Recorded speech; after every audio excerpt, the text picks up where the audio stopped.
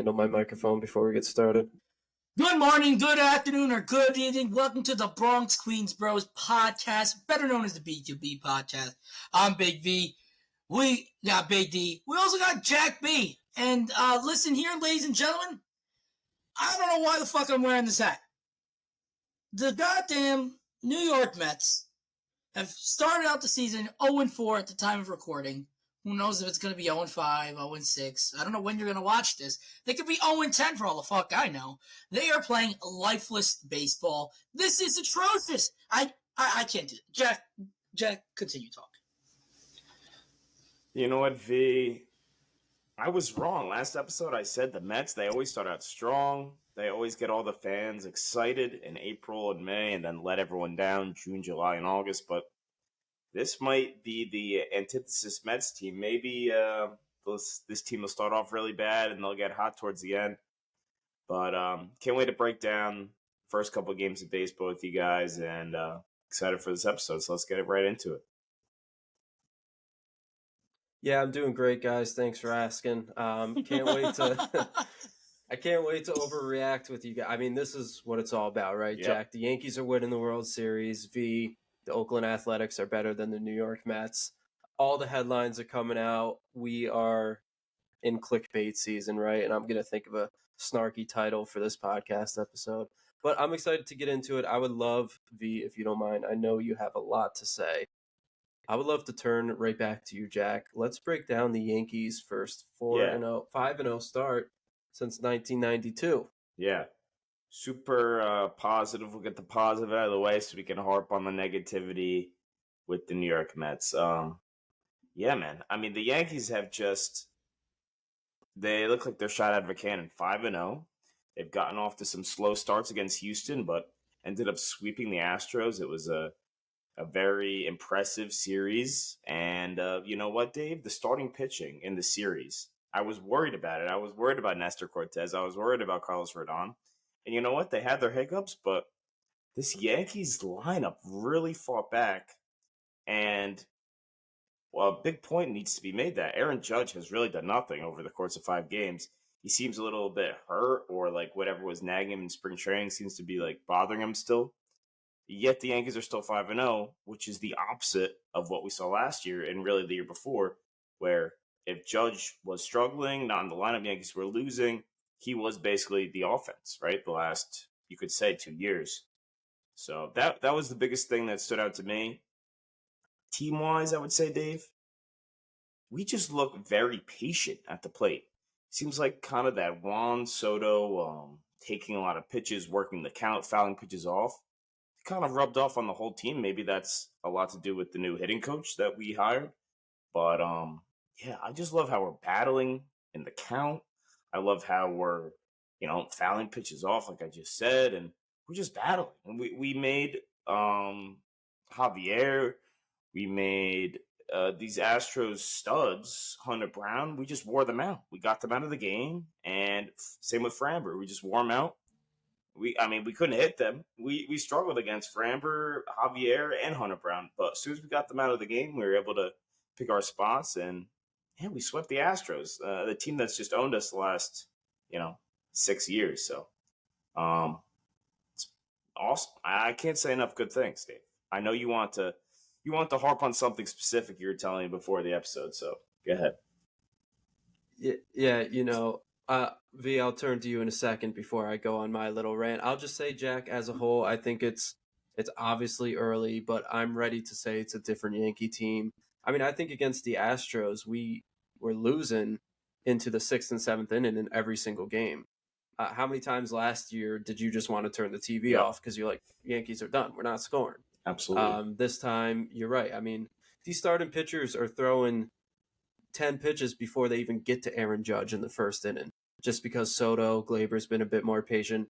Volpe, been a lot more patient up at the plate, and that's turned into a lot of success so far. You know how I'm feeling about him. I think he's going to have a big year. Hopefully his intestinal issue doesn't slow him down. Well, it didn't because he went 4 for 4 the next day, which was great to see. But V, I'll turn back to you. What did you watch or observe from the Yankees? Well, I might have just turned into old-time Italian Yankee dad fan right now is, oh, that kid Volpe, he looks real good. Man, the swing is looking real nice. Tiptoes at the plate, making contact. Oh, I love to see it. In all honesty, that kid looks great. He's off to a nice start. Hopefully this stays true. I tuned into a couple of Yankee games. I watched the Thursday game, and I tuned in. I think it was the Saturday game. I think I tuned in the Saturday game. I forgot exactly what game I was watching. And both times I turned on the game, they rallied. So I'd like to take some credit, as I think I was good luck to the Yankees in those moments. Clearly, I'm not lucky on this side, but you're welcome, Yankee fans. I'm not, it is what it is. But I gotta say, Yankees bullpen looks really good. Yankees offense looks, I'd like to say, very good. Albeit Judge is struggling, but it's 5 games. Every player in Major League Baseball will go through a slump of 10 plus games at some point in the season. Some start out the gate slow. Some come out firing like Juan Soto. It's fine. The Mets have a bunch of players that are coming out slow. I'm going to overreact on that soon, but we won't get into that right this second. I'm not worried with Judge. I mean, unless he's got an injury that's nagging him, that would worry me. Besides that, he'll click. He's always gone through slumps where it's like 2 or 3 series, he's striking out a lot, not making hard contact. But you guys know, he's going to come out of it. He's going to start his home runs, hit the ball hard in the air, and he'll be just fine. So, all in all, I think it's going to be, he'll be fine. If I was a Yankee fan, I'd be pretty excited about what I saw. I think I mentioned this to Jack, or is it Dave? The morale of the team looks really good. You know what I'm saying? Like, they're playing with a lot of energy. They're playing with a lot of fight, a lot of charisma. Maybe that's Juan Soto, doing his interviews with a backwards hat. And it's got like this different feel to the team, like you had mentioned earlier, Dave. It's a completely different team than we had saw last year, and they're looking good. We'll see how long this streak continues. I'm still personally not confident in the rotation, albeit Stroman looks very good. I would be a little worrisome to see how long that rotation could really keep games, like keep the games with close in reach. I worry that there could be a few games where they allow 5-6 plus runs, which they didn't in the series against the Astros. But I worry with this rotation that could definitely happen, and obviously the offense could come back. But my whole point is it could tax the bullpen, meaning the bullpen could be less efficient. Starting pitching wins games at the end of the day, for the most part. So I would just be a little worried, but great first 5 games for the Yanks. I know at the time of recording this, Yankees haven't started playing. I know they have the game tonight in Arizona. Well, we'll see if they continue staying hot. A few things I want to add here. Number one being kind of going off what you said, V. You called it energy. I'm going to call it emphasis on coming out strong, and I just think in years past, that 4th game of a series or even that 3rd game of a 3-game series, we kind of just punt it. Like, we'll rest guys, we'll have like this weird lineup of all the guys off the bench, but we didn't. We saw Judge play center field in game 4 of a 4-game series. And now Judge in center field still worries me because he's a big dude and he's always hurt, but Grisham, it plays great center field, so I'm happy about that.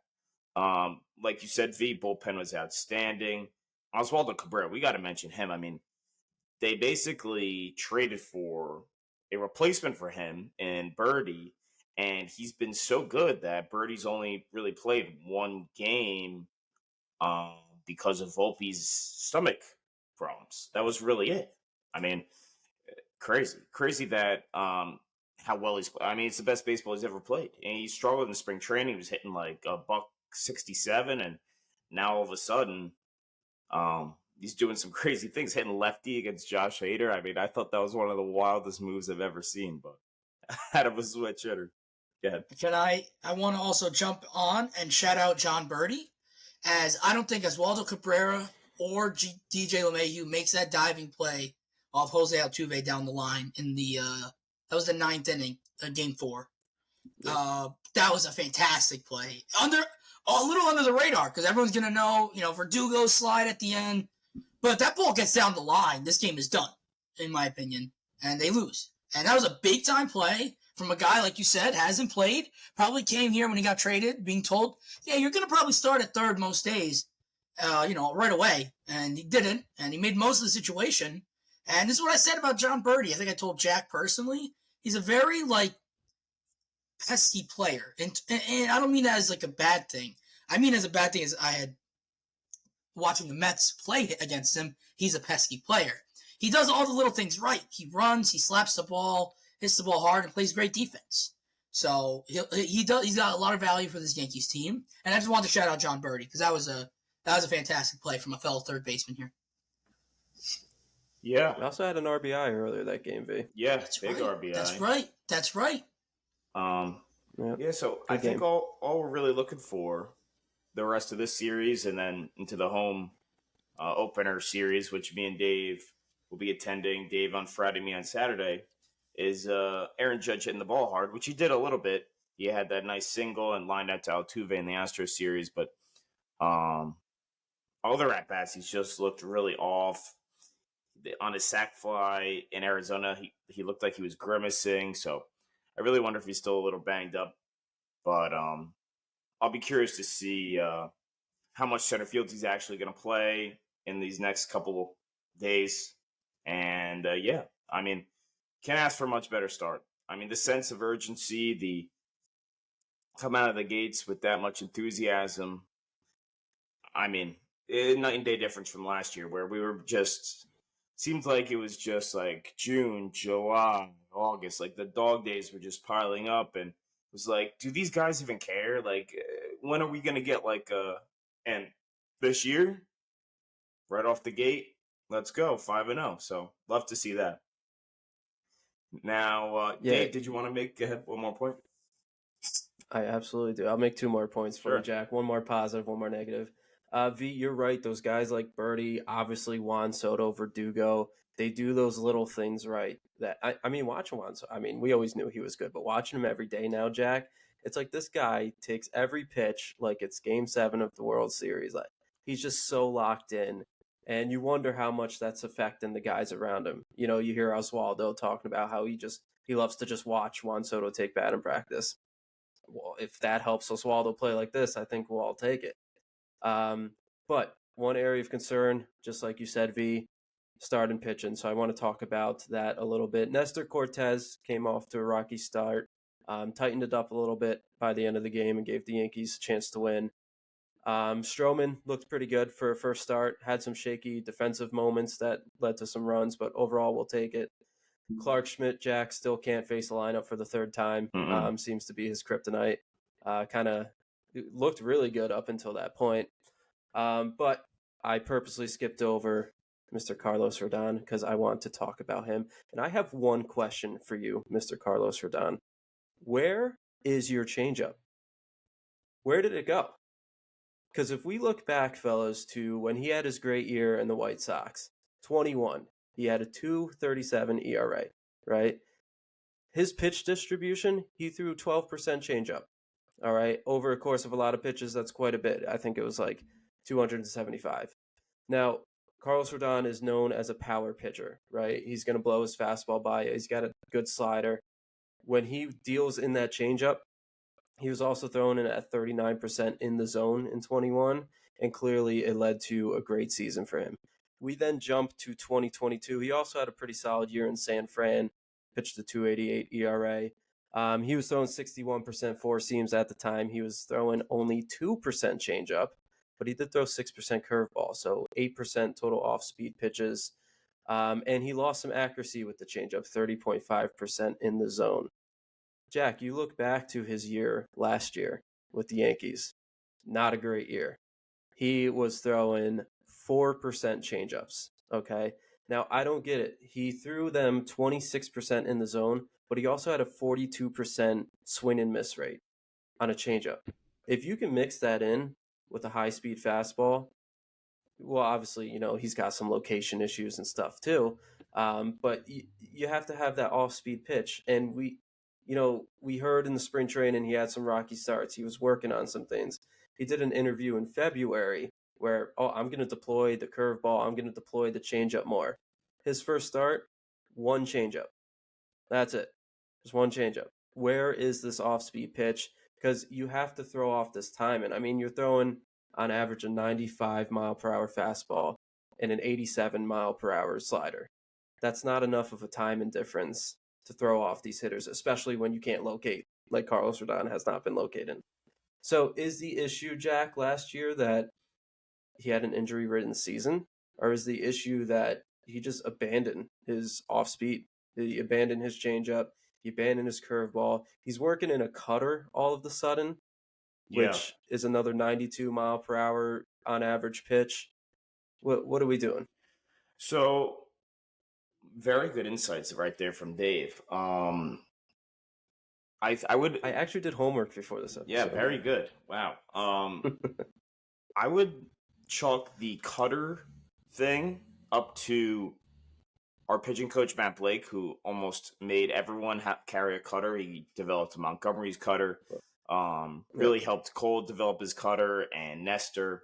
So I would chalk that up to that. As far as changeups, I would almost say that a lot of it has to do with lacking location, not being ahead in the count, and he's falling behind. I mean, even in start against the Astros, falling behind a lot in the counts, right? And his stuff is so good where he could still blow guys away when he starts 2-0, 3-1. But I think some of that changeup success came from always being ahead. Fastball strike one, fastball strike two, and then you're almost at his mercy because his fastball's so electric. I almost wonder if this is a sticky stuff. Like it comes back to that where he was very reliant on it, not for spin rate, but for accuracy. And I think we found that to be the case with a lot of guys. And other guys have, like Cole, definitely used it, and he's found ways. Obviously, he was the best pitcher in the game last year to subside and, get his success back. But I don't know. I would definitely thought he was injured, or maybe it's possible that they thought the changeup, maybe being a deeper pitch into his hand, holding it tight, was causing some elbow problems. I could definitely see that being the case. But for my best judgment, I would say the reason would be because he's behind in the count, not ahead, not locating the fastball like you said. I definitely thought the injuries were legit last year. And I honestly was impressed with his performance for the most part. I really wasn't expecting much more than what he did. I thought he pitched pretty well. But yeah, still a lot of the same issues, right? Falling behind, not locating, wild at times, erratic, just seems like uncomfortable on the mound. But you know what? He hung in there, he battled, and he limited the damage and kept us in the game. So can't really ask for much more than that. Real quick, I don't know if you have anything to comment. I'm not trying to say his injuries were not legit last year. I do think he obviously battled a bunch of injuries both in the offseason and throughout the season. But maybe you're right. Maybe it's a matter of getting the location down with the fastball and the slider, then being able to work in the changeup. I mean, overall, not a bad start. Got into a lot of trouble, and I think that's where I would have, with runners on, would have liked to see the changeup, the double play ball, incorporated a little bit more. But maybe it's exactly that. You can't incorporate that until you get ahead in counts a bit more. I don't have much insight here. What an excellent podcast. Thanks, V. I'm focused on something else here. Yeah. Let's get your professional insight. Let's bring the mood down. Let's talk about your Mets. It's a safe space. Just let it all out. What's going on? Dude, so ladies and gentlemen, shut up. It's nothing I'm not gonna say anything that most of our ones of viewers are not listening and don't know about, is that the Mets are off to a very bad start. 0-4. They haven't played yet tonight because it's currently raining in New York. I went there.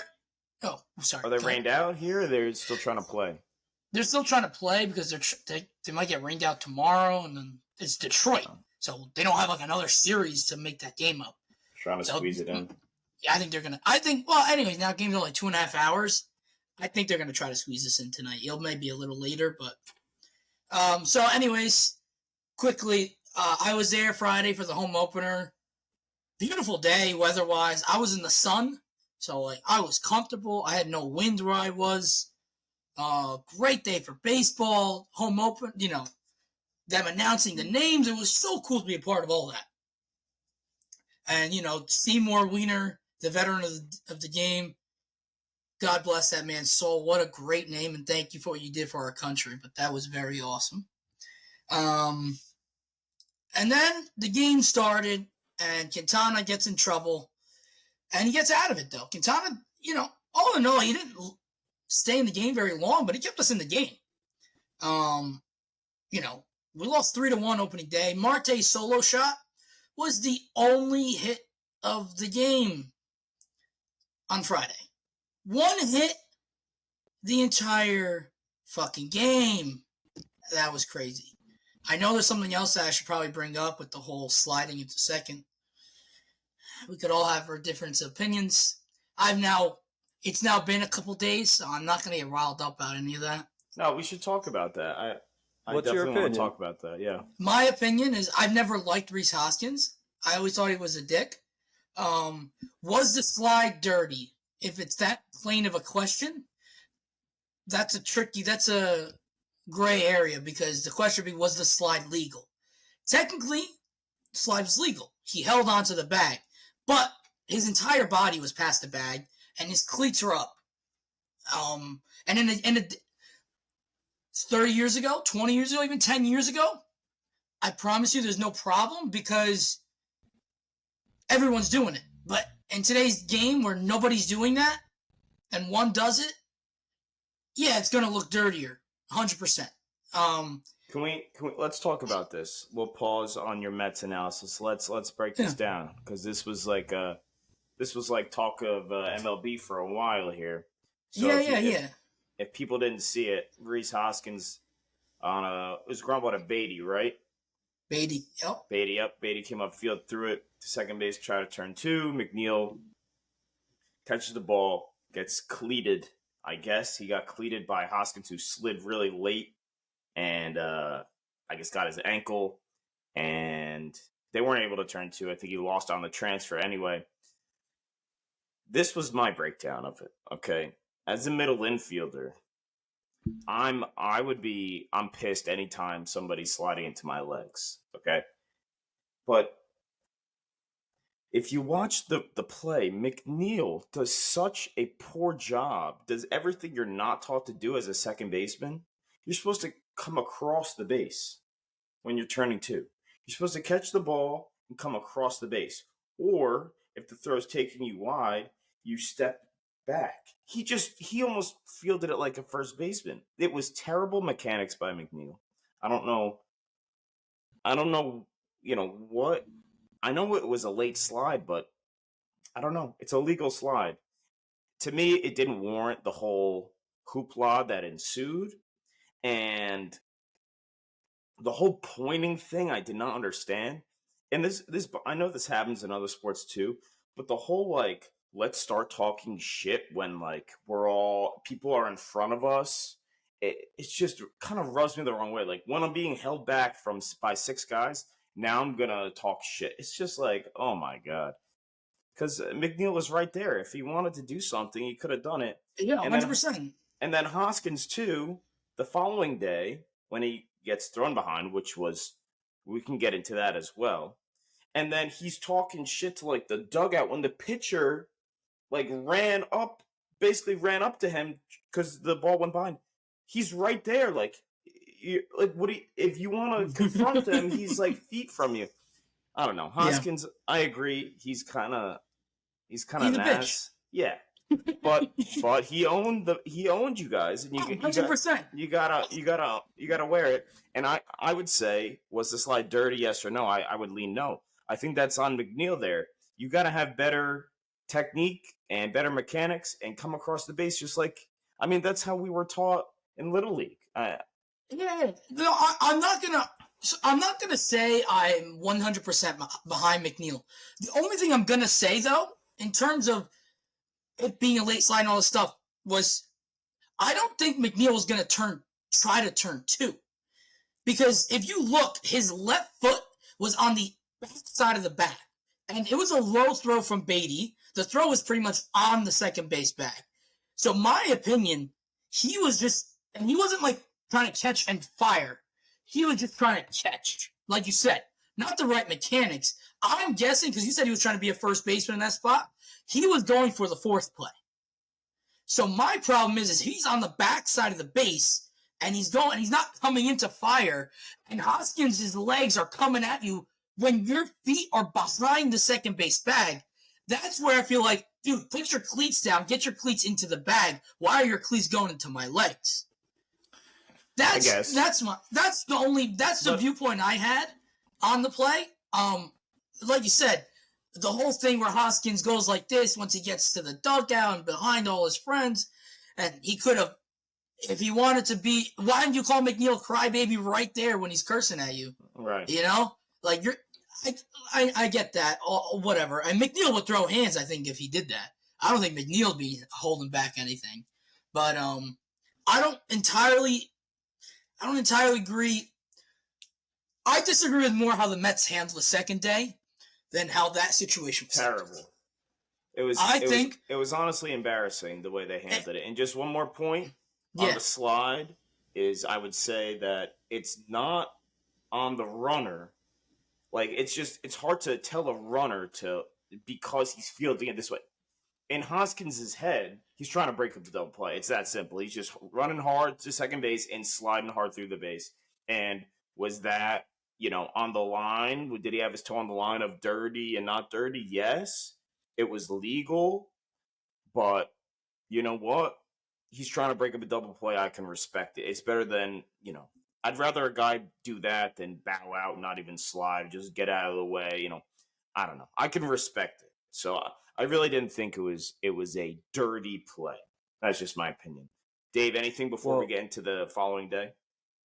Yeah, V, I find it funny you call Hoskins a bitch when Jeff McNeil, has one of the most notable dirty slides in recent memory against the Braves.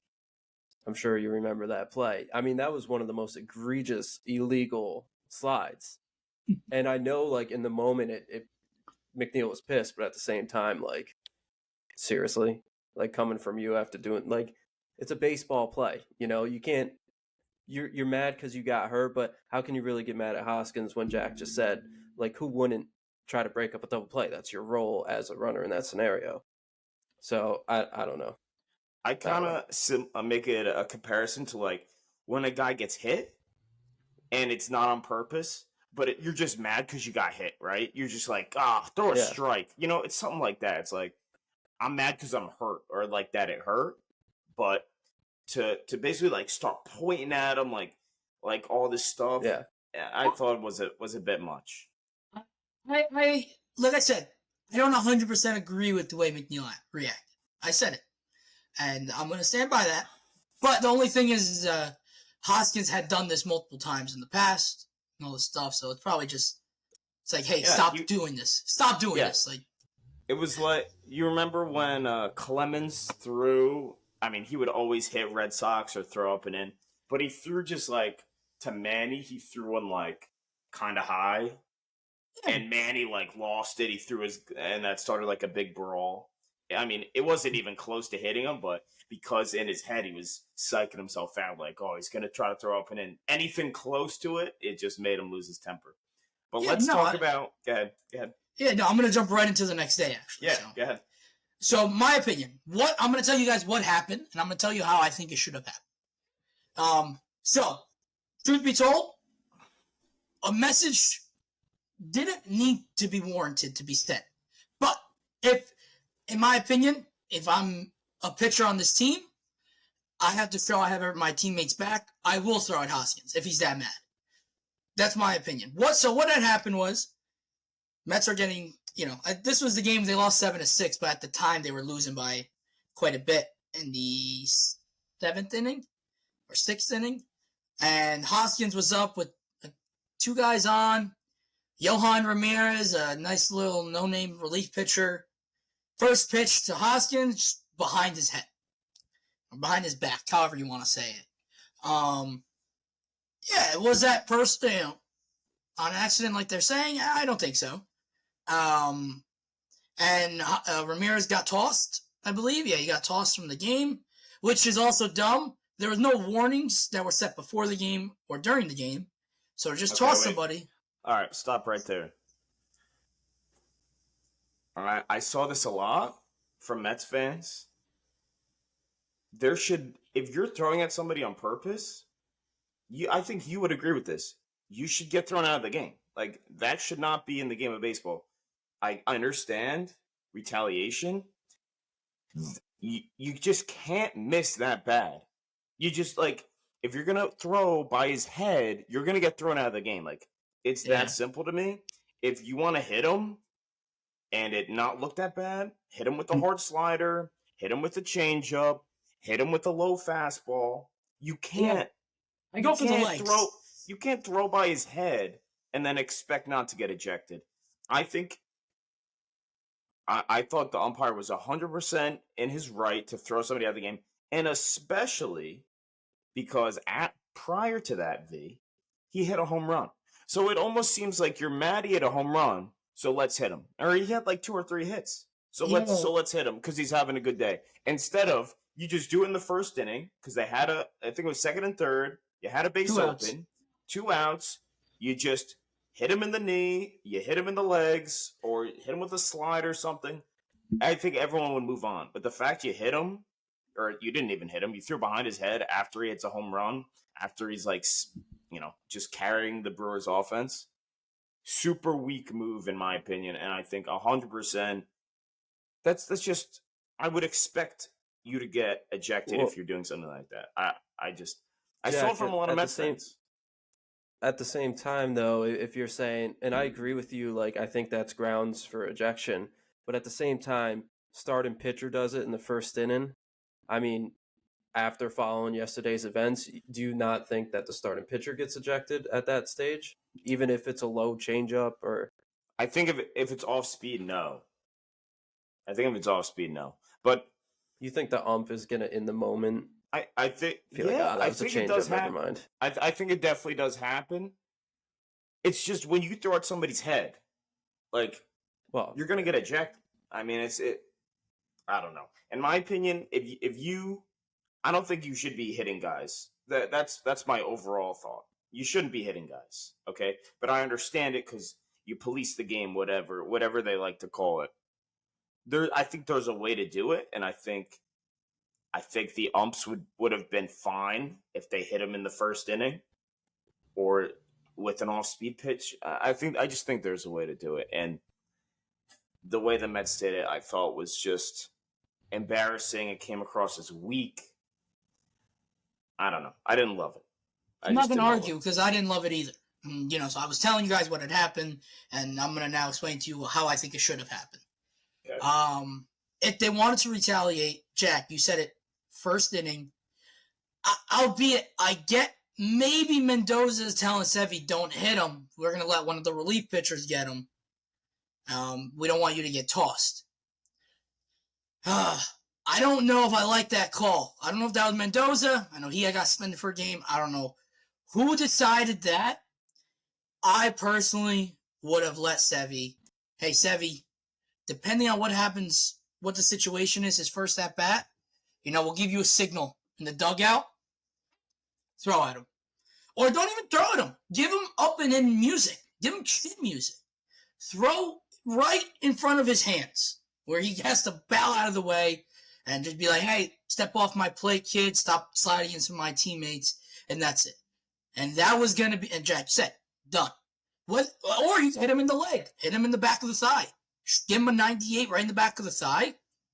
Nothing wrong with that if you have to give him the message.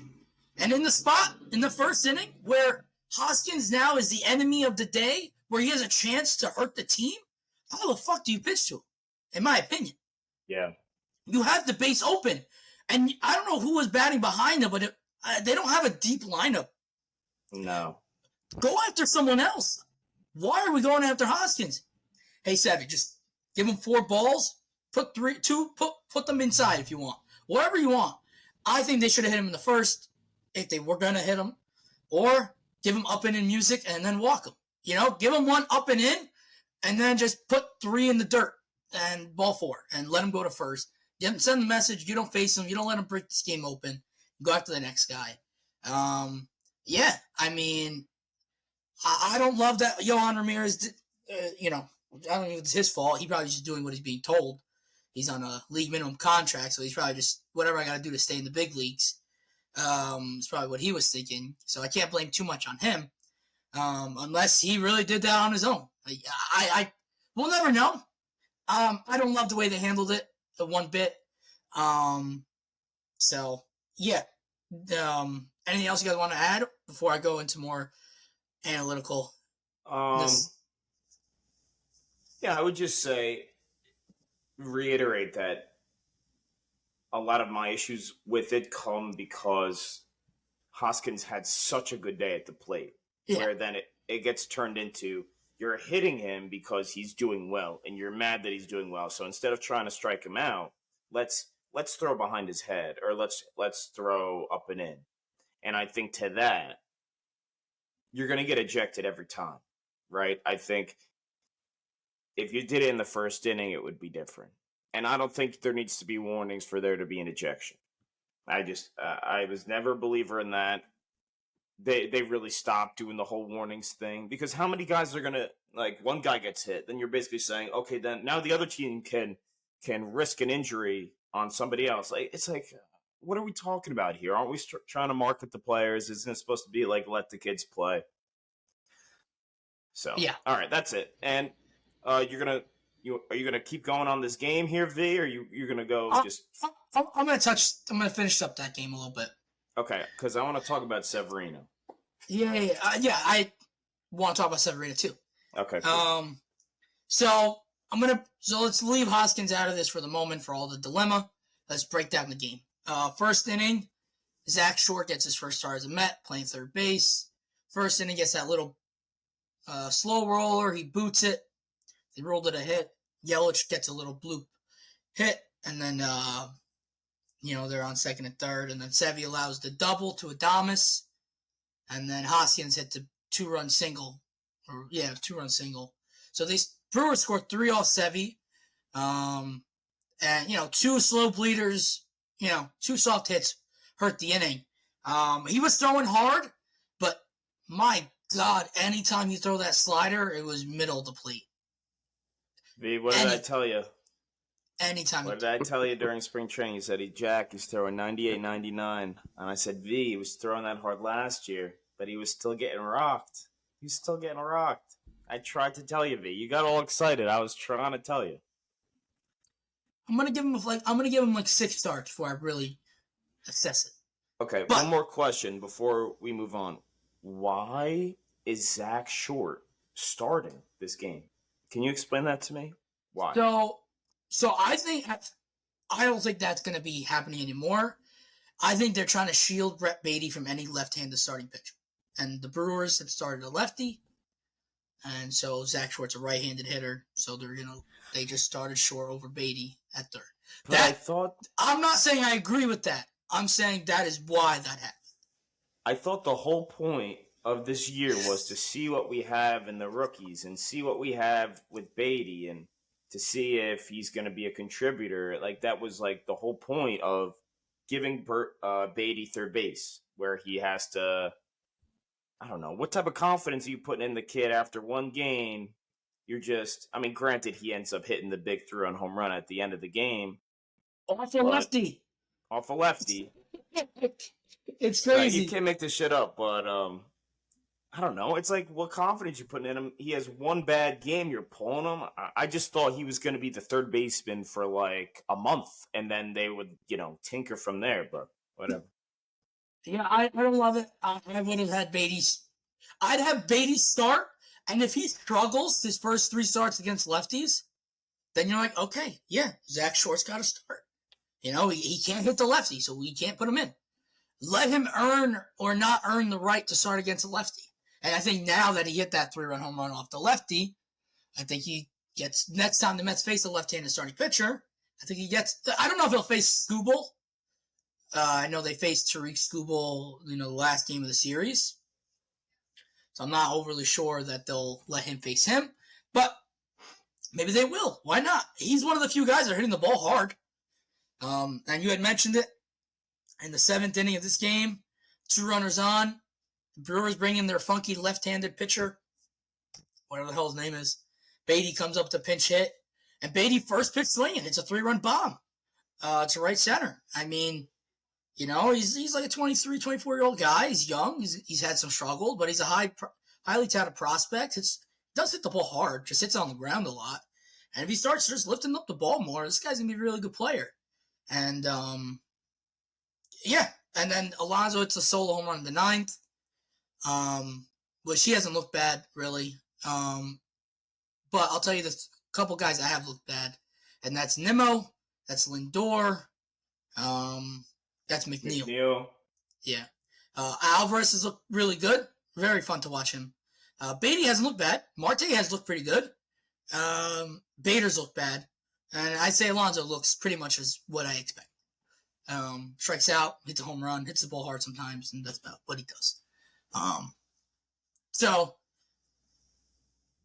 the problem with this, though, is with Nimmo and Lindor as the 1-2 in the lineup, and they have a combined 2 hits in the first 4 games, what is the rest of this lineup going to do? It goes with them.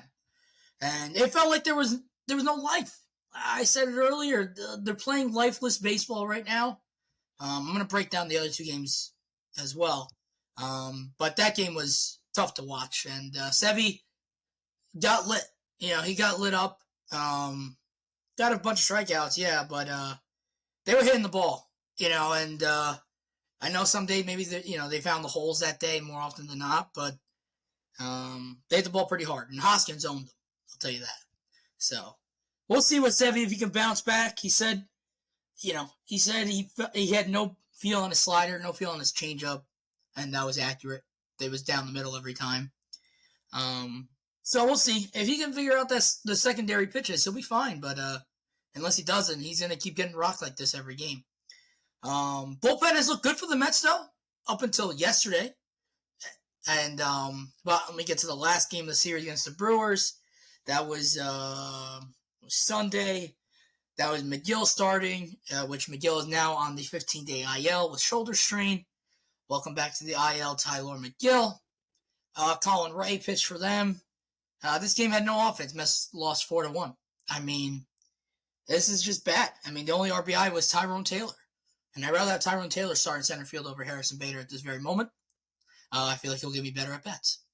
Yeah, they didn't look good. McGill didn't look bad. Only pitched 4 innings. They took him out because of the shoulder. And then the bullpen allowed like a run or 2 here and there. But 4 runs is not, something to say like, oh, the pitching was the problem. No, the hitting is the problem. They scored 1 run. That game for me is not the game I'm really mad about. The game I'm really mad about was the one that happened last night against the Tigers. So quickly the Mets got swept by the Brewers. Horrible start. Now the Mets come out and Sean Manaea gets to start for the Mets. And Sean Manaea, dude, I don't know if you saw any of the highlights, Jack. Dude, the guy looked disgusting. The guy was disgusting. Like, the guy was locating everything. He was throwing 94, which I don't think he threw that in Oakland. Like, I know he said he'd been working with Driveline and, like, he's been throwing harder because they showed him how to, like, use his core more. He looked fantastic on a cold night. That's great. I mean, Sean Manaea has 6 shutout innings, allowed 1 hit. I think it was like 7 or 8 strikeouts. Dude, the guy said, hey, let's get a win. The guy showed up for the team. And what did the Mets do in response? Get 0 fucking runs. 0 fucking runs. And now let me get more mad. So it's a 9 fucking inning now. No, I'm sorry. Diaz pitched great. Raley pitched great in the bullpen. And who else pitched? Jorge Lopez. 4 innings from all of them. Great. Those are the 3 big guys in the bullpen anyways. And they all look good. The Mets not muster a run. The Mets didn't muster 1 run against the Detroit Tigers. And I'm not going to doubt the guy that they had pitching. His last name was Olsen. He looked pretty good. His changeup had looked really nice. He was locating his fastball. You gotta muster a run for us. Come on, guys. You haven't won a game yet. The Tigers have won every game. Tigers came in 3-0. Mets were 0-3. That's a game where you can kind of get the Tigers, I feel like. Because the Tigers are probably like, we just swept the first series. They're probably tired. They just came from wherever the hell they came from. That's a game you got to scrape off. And Mets don't score a run. Now, we go to the top of the 10th inning here. Tonkin's on the mound. And before he blew up the game, it was first and third, one out. Joey Wendell. Joey Wendell's a guy the Mets signed for defense. Joey Wendell is a guy the Mets signed for defense. I'm going to say it one more time. Joey Wendell is a guy the Mets signed for defense. And what does this guy do in the 10th inning? Boots a routine ground ball to his left. I don't think they would have turned two. So a run does score, but that would be only one run because the next batter flew out. So it's 1-0 going to the bottom 10. Maybe the Mets still lose, but I think that changes the first at bat. They probably bunt with the guy, and everything changes the whole inning. The guy that they got signed specifically for defense, who, by the way, Joey Wendell looked lost at the plate. Lost. I think I would have a better at-bat than Joey fucking Wendell. That was an atrocious at-bats this guy was producing for us. Like, my God. I don't know who I'd rather have. Bring me Vogel back at second base, for the love of God. They were bad at-bats. And Joey Wendell now, the one thing that he got paid to do was to just field a ground ball. Can't get a force out. Not only he didn't get any out. He didn't get an out at second or first.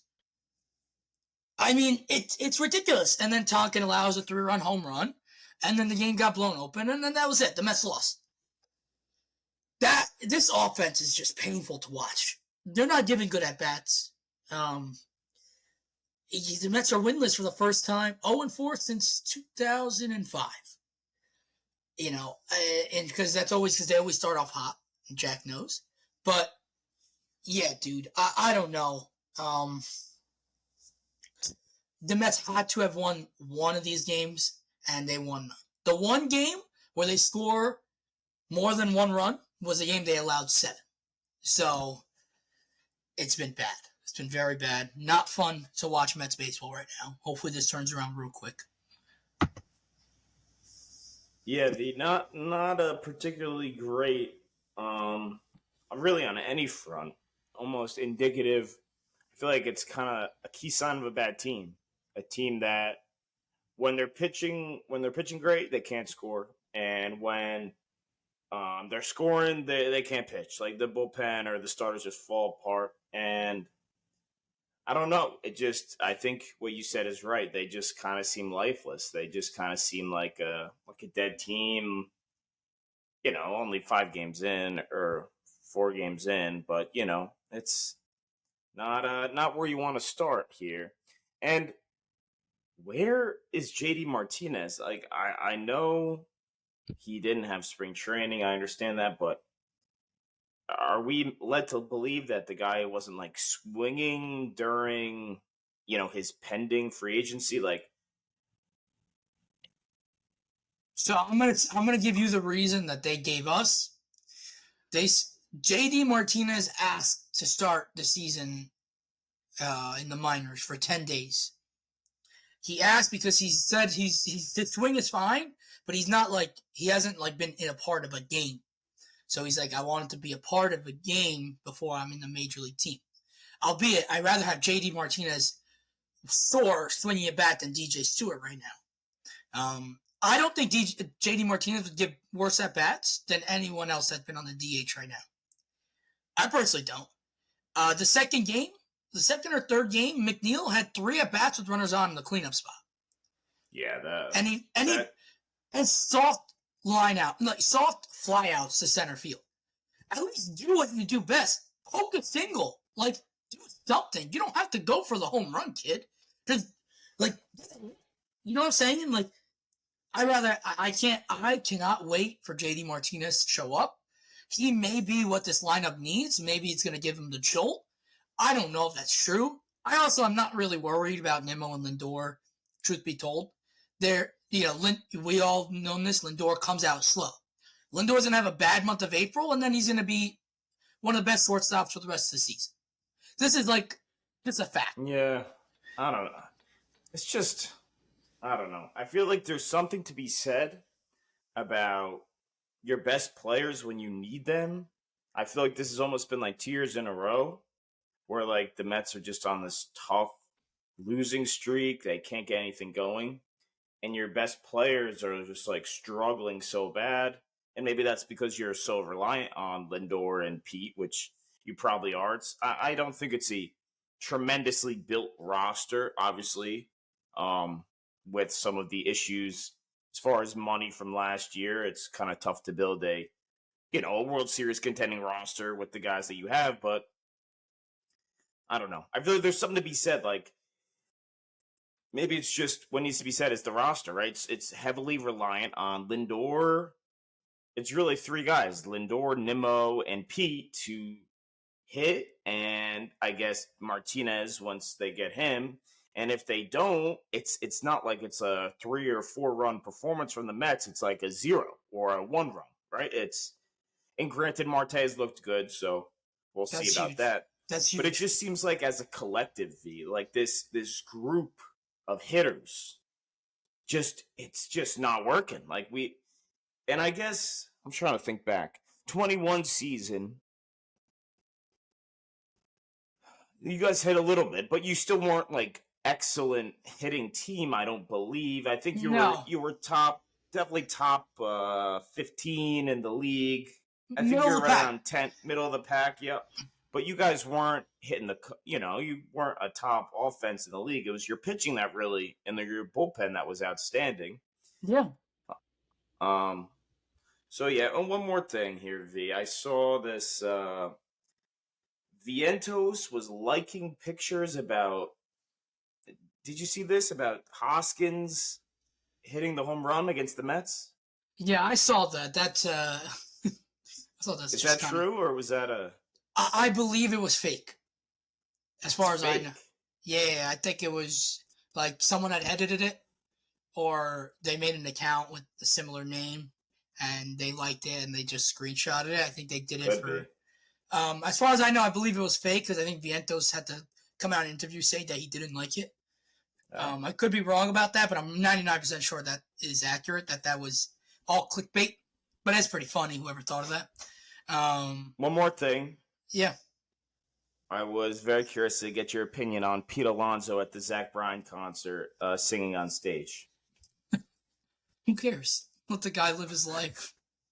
He's a human being. He wants to go sing at a concert. The guy had 3 hits the next day, or 2 hits the next day. Like, let him sing at the concert. It's fine. I have no problem with that. Obviously, everyone else can overreact because the Mets haven't won a game. Why is Alonso living his life? Just let him be. Don't worry, V. I went through that all year as a Chiefs fan with Travis Kelce when they struggled. So listen, got the same stuff. I was just asking. I wasn't trying to make any assertions here. I just wanted to get your opinion on it. Yeah, no. I'm not gonna be like Frank the Tank over there, who's gonna like be. By the way, the worst depiction of Mets fans is Frank the Tank. I mean, that guy is just an absolute imbecile. I love Frank the Tank. Yeah, because he doesn't root for your team. I wish you would. If you rooted for the Yanks, you would fucking hate Frank the Tank. I promise you. I don't know. Frank's been right about a lot of stuff, V. Dude, Frank is the dumbest person I may have ever met. V, I mean, your rhetoric this podcast hasn't been too far off from some of the things Frank the Tank has said. But I feel like I'm a little more reasonable. Frank the Tank just yells at the TV and makes like insane claims. Yeah. Let me say one thing, That sounds though. like a typical podcast episode with you. Yeah. I've seen so much, and not just from Frank the Tank, from a lot of Mets fans that I follow, Instagram, just on social media, even the ones I know in real life, like you, V. I've seen so much negativity, like more than I've seen in a long time from a group of Met fans. I feel like they're fed up. It's crazy because I think that personally, ever since September 2022. I think I've kind of felt that was the dictating whatever fucking happened to that team ended. Like 2022 was a magical year. But after that series against the Dodgers in early September, that Mets team just died. They ended off the season slow, got knocked down the wild card round. Last year was just died. It was a dead team. It wasn't a bad team. I think if they kept all the pieces, maybe they sneak in at 84 wins. Obviously, I don't agree. I'm glad they did what they did, but it was a bad team, you know? And now you're coming out the gate, like I said, playing lifeless ball, and it's like, oh shit, what the fuck is going on here? Yeah, I'm a little pissed. Am I saying the Mets are going to be the worst team in baseball? Yes, because they are right now, technically. But the Mets also, I think, will be okay. I think the Mets could quickly get this turned around. But it needs to start now. I mean, maybe the Milwaukee Brewers are really going to be a very good team this year, and they just come out the gates hot. But in my opinion, a game that I watched last, I'm not as mad as I am getting swept to the Brewers as I am that they didn't score one run last night and didn't beat the Tigers.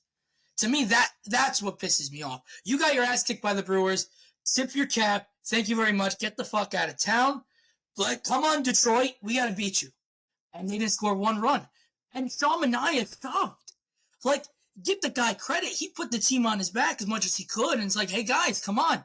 Let's get our first win of the season. And let's go win this series, you know? Like, take it a game at a time.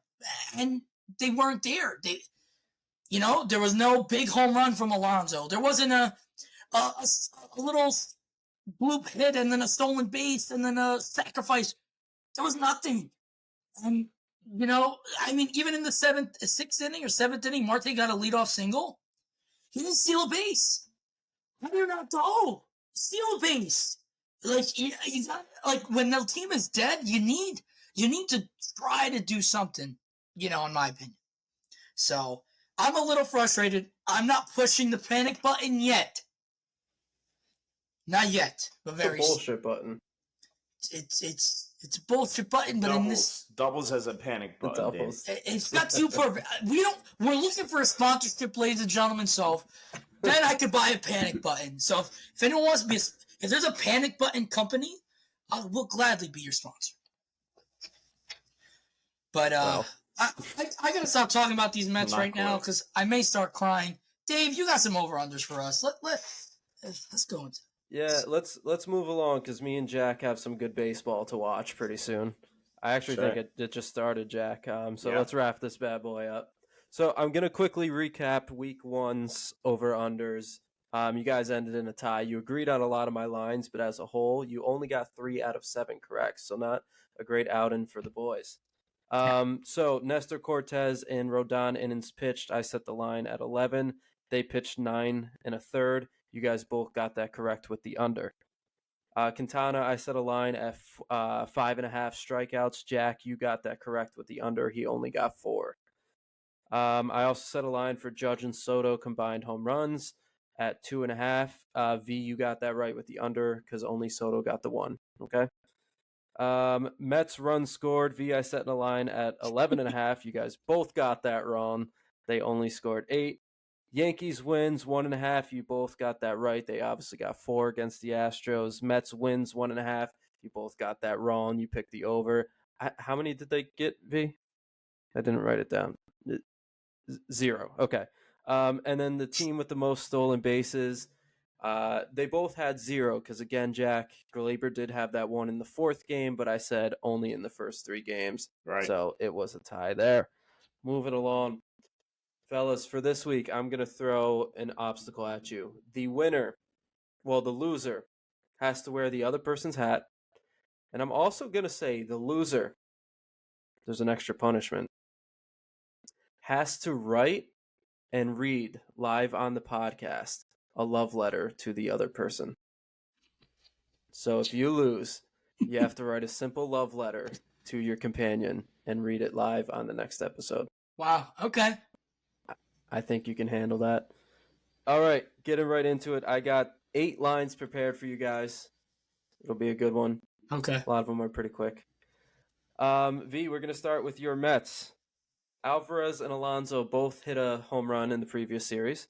So we are going to focus on the weekend series, by the way, fellas. So the Mets are going to Cincinnati. The Yankees got their home opener against the Blue Jays.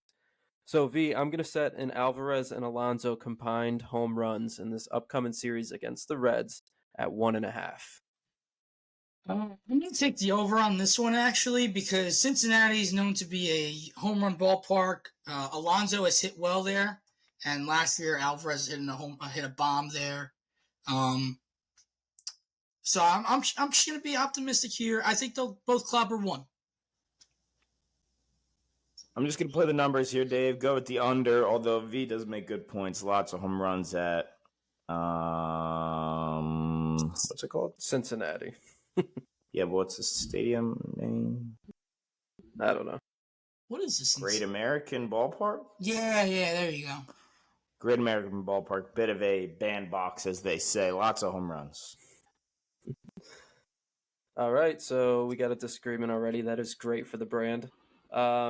Jack, and we actually did it inverse. Jack is supposed to answer Mets questions first. So, Jack, you'll answer this Yankees question first. Sure. Anthony Volpe is off to a great start. He has 14 total bases in 4 games. I'm going to set an over-underline on Anthony Volpe total bases for this upcoming series against the Blue Jays at 9.5. Wow. I'm going to have to go under. I feel like that's a lot of bases. He has been swinging a hot bat. But I don't know. I'm just going to go under. Play the numbers. Don't want to be writing via love letter. I'm going to have to go with under as well. I'm also not looking to write Jack a love letter. One of us is going to have to become Shakespeare, and I'm going to make sure it's not me. All right, V, we talked about Mr. Jeff McNeil struggling, and I went to you, but actually, Jack, you're going to give your answer first. I'm going to go Jeff McNeil hits on the upcoming series against the Reds. I'm going to set a line at 2.5. Oh my god.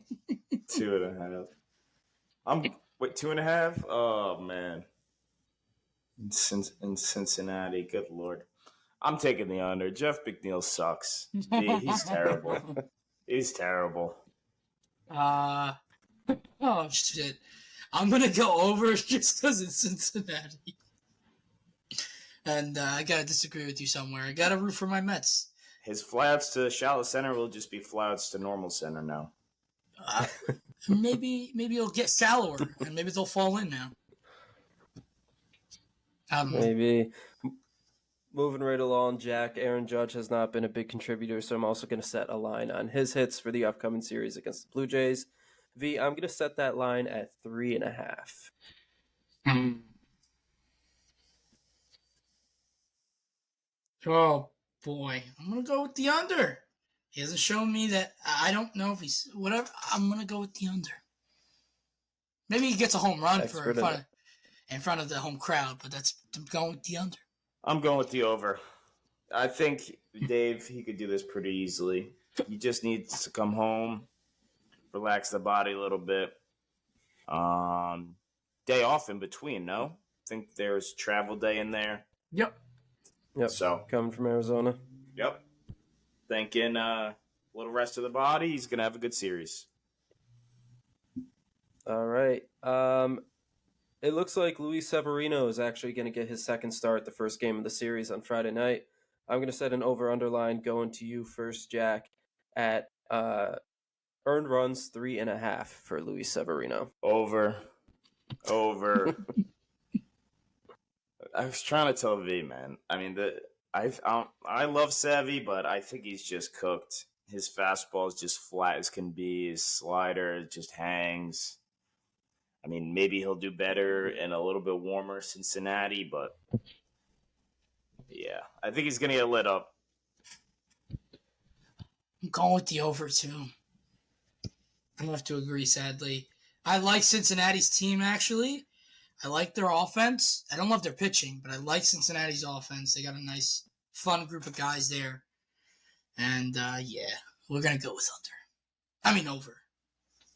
Over. Gotcha. All right. Pretty simple.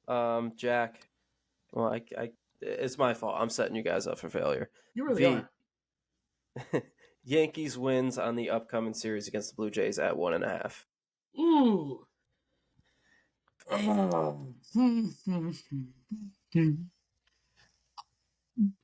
Under. Why not? Easy over here, Dave. It might be a sweep. Blue Jays are terrible. They just got no hit by the Astros, who we swept. I could not believe that when I saw that this morning. That was crazy. I woke up and I checked my phone. And I was like, who just no hit the Blue Jays? Yeah, dude, right? Who? That's what I said. Who the hell is this guy? Yeah. Well, someone who made history last night, so that was cool to see. That was cool. And then going right to you, Jack. We're gonna do the same line for the Mets. 1.5 wins against the Reds. Over under. Under. Sorry, V, but unless JD Martinez is coming back, I got no faith in the Mets. JD Martinez is eligible to come back the last game of that series. So I'm going with the over. A little too late. Going with the over. Nope. All right, I got one more line to you because I was knee-deep in Carlos Rodon research. He is not going to start against the Blue Jays, Jack. He's actually on the mound tomorrow, Wednesday, against the Diamondbacks. So his average fastball velocity last game was 95.7. My simple question is, will his average fastball velocity this game be over or under 95.7? Ooh, I'm going to go over just because of the dry, hot Arizona weather. Maybe, even though it was apparently cold there last night. Hopefully, maybe he could throw harder. I don't know. I don't know how that works, but just hoping for an over. I'm a Rodon believer. What can I say? I'm just going to go under because I'm a Rodon disbeliever. And he may not last long in that game against that Diamondbacks lineup. So yeah, exactly. That's even better for me. That's even better. 2 innings, 97 average velo. I should have set an over-under line on changeups thrown. That was a missed opportunity for me. Bonus? That would have backed all of bonus over-under Carlos Rodon changeups thrown 3.5. Over. This is worth 2 points. I'll go with the under. This guy's throwing 0. All right, very good, fellas. I'm curious to see who's going to confess their love for their friend. Oh God. And yeah, we got a lot of lines, so we'll keep track of that. All right. It doesn't have to be long. I'm thinking maybe a paragraph. We don't want to be excessive with it. I just thought of maybe the season-long punishment now. You gave me the idea. I said sleep on it. Yep. Go ahead. Dave just kind of influenced my decision. All right. The other person, so whoever loses, needs to make a music video. All right. In the opposing team's hat. Maybe a hat and jersey, or just hat, whatever we want, whatever apparel they got. And it's got to be a custom song. You know, you make the song up yourself. An original song. Yeah. Thank you. I'm not an artist myself. An original song about how much the other team is better than the other team. Okay. I actually had a similar thought because I thought of one as well. Maybe Dave could be the decider. That's quite the interesting brain power you got going on there. I thought a similar idea, a PowerPoint presentation on why your team is worse than why the Mets, for me, if I lost, why the Mets are better than the Yankees. And why you in the audience should be a Mets fan, not a Yankee fan. And you got to do it live on the podcast, and then we upload it as a separate video. So I've made my decision. We will do both. So the video will be at the end of the podcast, or at the end of the PowerPoint to conclude the PowerPoint presentation. Okay. And I might throw a wrinkle. Not only should this be done on the podcast, it should be done live in front of a group of people. We'll plan an event. Oh God! Man. Hopefully we get a sponsorship. Can we get a virtual handshake? All right. It's a deal, ladies and gentlemen. Oh, he's got the finger crossed. Classic move. You heard it here. Stay tuned to see who won. Right now, the fellows are tied at 0. So We are tied. we'll see how this week's goes. 0-0. So are we doing? We're doing. Ooh, that's overall. A good. So yeah, do you want to do it like if I win 5-2, that's a point for me, or I'm up 5-2? Yeah. Okay. I think it should just whoever be a point. wins the most weeks. Yes. Yeah. I agree completely. Just want to specify. Yeah. No, I love it. Let's wrap this bad boy up. I want to see how the Yankees do tonight. You got to listen to us wherever you get your podcasts. Apple, Spotify, iHeartRadio, Amazon, Google. You can also follow along on all our socials at BQB Podcast. And if you like us, go find someone who throws a changeup and tell them to like us as well. That was a little sloppy, but it's late. Let's go to bed. Let's watch the Yankees. We'll catch you guys next time. Later.